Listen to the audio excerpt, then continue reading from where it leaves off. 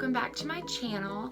I'm so sorry about my voice. It's kind of going in and out, and I'm doing the Cat on a Hot Tin Roof, which I told you guys about before. I've been doing that, so I'm really trying to save my voice. I have 2 more shows, so after this weekend we will be done.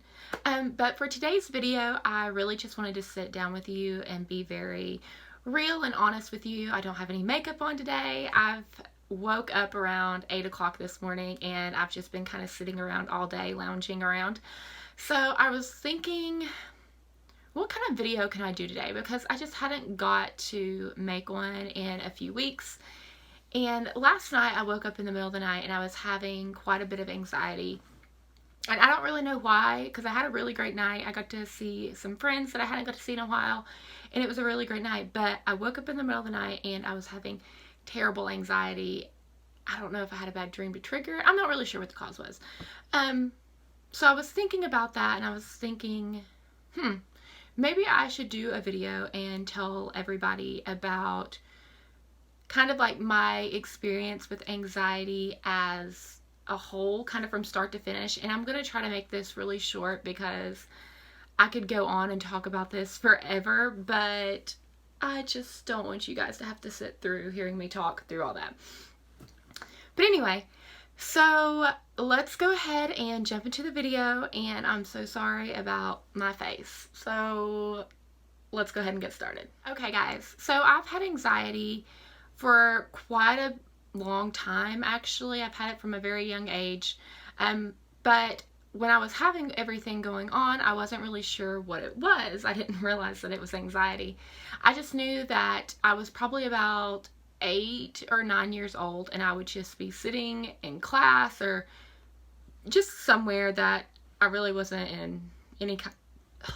I'm burping. But just in class or anywhere that there really wasn't any kind of like danger, which now it's a completely different story. But and I would just get this like overwhelming amount of dread over my body, and I didn't really know what it was, but the only way I could explain it was thinking there's something bad is going to happen, and just being really worried until like I got out of school or till like something had to change. But it would last for about 30 minutes to an hour most of the time, and I just really couldn't explain it. And then it got a little bit worse to the point where if I didn't go to school or something that day and my brother and sister went to school, then around the time that they would be getting off the bus, I would get an overwhelming amount of anxiety because I would be worried that they'd missed the bus, that they'd been kidnapped. And these are probably kind of, I mean, I think that when you're an adult, these are fears that are very real, but I feel like when you're such a young child that these are kind of irrational because, you know, you're young and you really think that you're kind of invincible. But I would always be worried. And then as soon as I see them get off the bus, it was just so nice. It was like such a relief off my shoulders. But like I said, at the time, I didn't really know that that's what I was having was anxiety. So fast forward a few years, I remember my very first panic attack. I was around 12 years old, and I remember that we were at my brother's like baseball tournament that he was having. So it was a bunch of fields, and there's a bunch of kids there, a bunch of people there, and he had just got done playing a game, and we had a little bit of time in between the games. And there for like, I mean, honestly, probably like 10 minutes. It wasn't like very long, but we just could not find my brother. We had no idea where he was. So my instant like thought in my head was something's happened to him. He's been taken. Like I completely freaked out. I remember screaming and like running and trying to find him. And long story short, he ended up being found like up on another ball field playing with like a bunch of other kids. But I think that that was my first, I guess I want to say like trigger panic attack, because after that I had them off and on. I didn't have them as much when I was younger, but I think because I didn't understand as much and I wasn't really sure what was going on with my body, because I always knew that, well, I will have a panic attack or I'm feeling like some sort of anxiety, but it always kind of goes away too, and then I feel completely normal again. So then like hit high school, and I had quite a bit of anxiety in high school, and I think probably just your typical like high school stuff that you go through. And but I didn't really tell anybody because honestly, like I was really ashamed of it, and I felt like there was something wrong with me. And I always gave off this like persona of being a very, very happy person. Like people would all the time be like, oh, well, you're just so bubbly. Like you're always happy. You're always like smiling. And even though I was happy, I think that another part of me done that because maybe I wasn't. And I know that sounds kind of weird, but maybe that I tried to look so happy on the outside that I almost maybe tricked myself to think that I was fine on the inside. But so during high school, it wasn't as bad. And then college, like my first year of college, it got a little worse. Like it wasn't terrible, but it had got a little worse. And I wasn't really sure what to do with it. I just knew that I'd always dealt with this my whole life. And I like prided myself a lot on being really similar to my dad. And he also has like anxiety issues and stuff like that. But he never like really let it show, like to us at least, like as kids. I knew that like he would get stressed out, but he always just fought it and never really complained to us about it or anything like that. So I was like, well, I just want to be strong like my dad and, you know, kind of make him proud. And even though I could have told him about my anxiety at the time, I just didn't want him to think that I was weak. And so I didn't really tell anybody about it. My sister suffered from anxiety and she was more vocal about it growing up. She would always be like, well, you know, I'm feeling this way, da da da da. And she was probably a lot stronger than me at that time, but to me, and I'm not saying this in a bad way, but to me, I'd be like, oh, she's like so dependent, like she's so weak. But now she's one of the most independent people I know and one of the strongest people I know. So it's kind of funny in a way because I think what helped her a lot is being more vocal about her struggles. So, sister, if you're watching this, I'm not saying that you were weak. I was just saying that back in those times, that's what I viewed as a mental illness, was a weakness.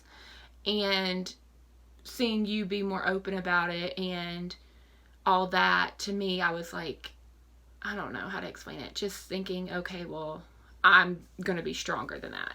But I think it kind of had the reverse effects because now I struggle a whole lot more with my anxiety as an adult than if maybe I would have got, you know, help or talked to somebody about it earlier. I maybe would be able to fight it a little bit better now, if that makes sense. But anyway, so a few years into college, I got into a relationship and I was pretty happy. But then it kind of went like south and it wasn't anything like with the guy or anything like that. It was just, you know, I wasn't happy anymore, but I kept like trying to keep myself in a relationship that I just wasn't happy and I almost feel stuck in it. So I used to go to visit him quite a bit. Like we did have a long distance relationship and I would go see him. And then one day I had went down there and it was like, I didn't feel great that like from the time I got there, but I was like, okay, this will pass. I just had to drive here and I'm really stressed out. Like I hate driving, but when I got there, I just didn't feel very good. And so like that night I kept having like a panic attack after panic attack. And if people tell you that you can't have a panic attack for hours, they are lying. Not that you can have one, but what kind of happens in this situation with me is a lot of the time panic attacks peak within like 10 to 20 minutes, probably max. But what they don't tell you is that's one panic attack. So whenever you're having a panic attack and it peaks and then it drops and then you instantly have another panic attack, that's two panic attacks. So yeah, technically you can't have one panic attack, but you can have, and I'm living proof that it happens, multiple ones in a short amount of time or a long amount of time. So that was what was happening to me. I would have a really bad panic attack and then I would calm down for maybe like 30 minutes and then I would have another one like right after it. So I was up all night and it had got so bad that I couldn't drive home. And I'd called my sister and she couldn't come get me. And so eventually like my cousin and honestly this random stranger she did not know at all, but had like a mutual friend. He enjoyed driving and he offered to take her. So I'm so glad she didn't get kidnapped. But they came down and got me and brought me back home. So when I got back home, I talked to my sister a lot and I was like, something's got to give. Like, I can't live like this. And I was just so exhausted when I got home, but I did feel more relief when I got back home. So I went to the doctor and I got put on my first antidepressant, which was Celexa. And at first, when I first started taking that, it made me very like lethargic. I was so tired. I couldn't eat. I think I lost probably about 10 or 15 pounds that month because I just could not eat at all. I burped again. I don't know. Something about talking makes me burp. But, so I lost a bunch of weight, and after that, about a month in, I started feeling really, really good. So I was very happy at that time. Everything was going great. I took Celexa for about a year and a half, and then I just felt so great that I was like, I want to come off of this, because I just never wanted to feel dependent on a medication. So I came off of it, and I was off of it for probably about another year and a half, and I was feeling really good. And then, unfortunately, I kind of bottomed out again, and I started having really bad panic attacks again, and I just couldn't leave the house, and it was just really bad. So I went back to the doctor and told him that I really liked the Celexa, but it did make me gain about like 20 pounds, and I'm usually pretty active, so I just didn't like that. So they prescribed me Zoloft. So I got on my Zoloft, and it was kind of the same thing. It was a really big mood booster, and I felt really good for quite a bit of time. At this time, I had gotten to another relationship, and I, was happy for a while, and then this relationship, we were just not meant to be in like short terms, like just the whole relationship. But I was really unhappy. The first little bit was great, and then like the last year, I was just really unhappy, and I just didn't know how to vocalize that, and I felt kind of stuck again. And I think that's one thing about me that gives me anxiety, is I don't like to feel like trapped or like I'm stuck in even like a room or anything like that. So I didn't really know how to deal with these emotions, because, I did care about this person, but I knew that there would be no future with us. And I think I almost tried to force myself to believe that there would be. So around this time, I was just really starting to become unhappy. So I was like, well, my medicine's not working anyway. So I just stopped taking my medicine pretty much. Not that I quit cold turkey, but within like a month and a half, I was completely off of it. And I started feeling terrible again. And this lasted for, oh my gosh,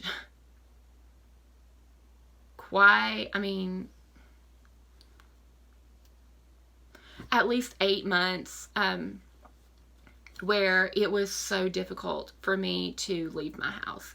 I would basically stay at my house and then go to work on the weekends and come back home and stay at the house. I could not leave the house without having a panic attack. It was just really bad. There was days that I couldn't get out of bed. It was a really, really hard time. So, and I've always been really weird about taking medication. And so the thought of going back to the doctor and getting prescribed on another medication, I just knew it would take me a long time to get up enough courage to take it. But I did go back to the doctor, and he prescribed me Prozac, which I do take now, and he started me on the lower dose, and it was helping, but it wasn't really helping. So I went back and they gave me a higher dose, and it has helped me a lot. So that's where I kind of am now in my life. I am in a different relationship, and I'm really happy, and he's really good to me.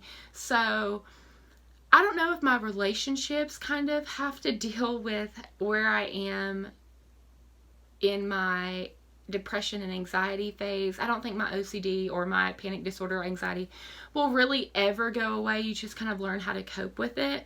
But I think there's certain periods in my life where I do have worse anxiety or better, or, just stuff like that. So right now I'm doing a lot better. I've started a new job. I told you I'm doing Cat on a Hot Tin Roof, which I'm really enjoying. I'm glad that I'm doing something that I'm passionate about and I love, and that I'm not afraid to go out and do that. Because like I said, for a long time I couldn't go within 10 miles away from my house without having like a full meltdown.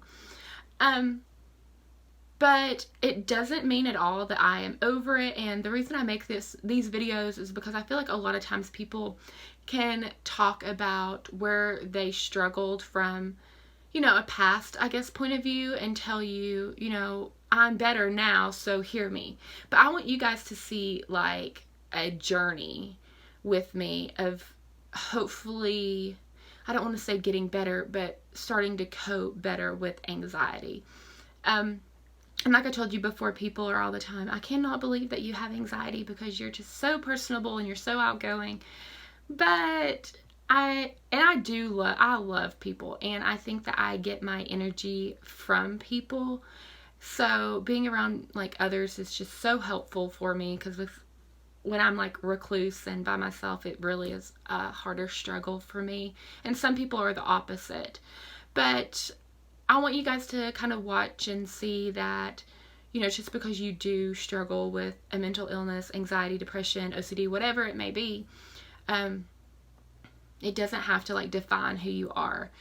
And don't ever be afraid to seek help if you need it, or seek out a friend, or, you know, do your own research. And because there's no shame. And I'm hoping that these next couple of years we can just like end this like stigma for mental illness and just realize that it's just so real for so many people, and get them the help they need to live like fulfilling, full, happy lives. But in a short, guys, that is my kind of journey with anxiety. I wish I could go into more detail and all that stuff, but we just don't have enough time, and I'm like getting on to like almost 18 minutes, so I don't want to keep you guys for much longer. But I hope you guys enjoyed this video. Thank you so much. If you want to, comment down below maybe about your journey with anxiety, or also comment a video that you might like to see in the future. I do really want to make a video about a very detailed video about a panic attack, and maybe what you can do if you don't suffer, what you can do to help somebody who is going through that at that time. So that might be my next video that I do for mental illness. But thank you guys so much for watching. Again, I'm so sorry that I've been lazy and haven't put on any makeup and I just look terrible, but I hope you guys have an amazing weekend. I hope you enjoyed this video. Give it a thumbs up, and then don't forget to subscribe, and I will see you guys next time. Bye!